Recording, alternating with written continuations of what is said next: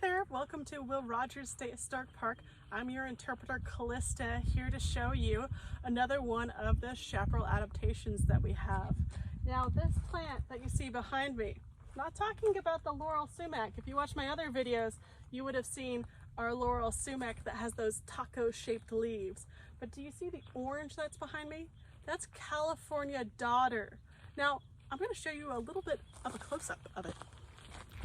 California Dodder is a native to California, but it has some very unique characteristics.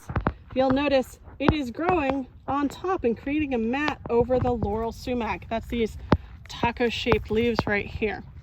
Now it's very spindly, lots of kind of like wiry coming off of it. Now I'm going to ask you a question. How do plants photosynthesize? How do they get their energy from the sun? Right? Now, if you were in the 3rd grade, you would instantly know it needs water, nutrients from the soil, and it's got the green from the chlorophyll in its leaves that takes the sunlight and water and creates food and energy out of it.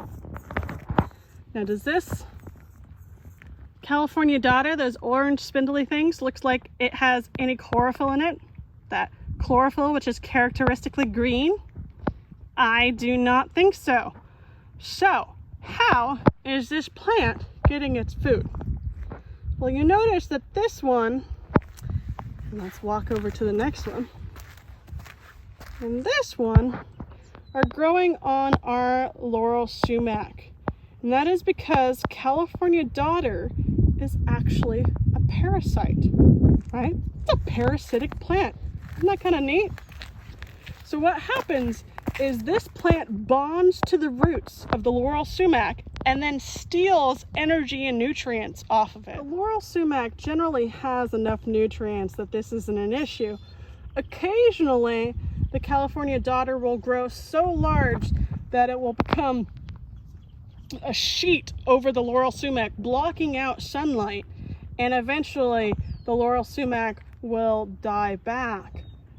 But this is the early part of the formation of this California Dodder. In about a month, it'll go all across this plant, the next, and you can see it sending out tendrils and farther tendrils to cover and to maximize as many plants as it can parasite off of. So you've learned today that one of the chaparral adaptations is, instead of making your own food, have someone else make it for you. And you can be a parasite too. So thanks again for tuning in to another one of Chaparral Adaptations here at Will Rogers State Historic Park. And I hope you have a fun time at your next hike, and take a look for that California Dodder.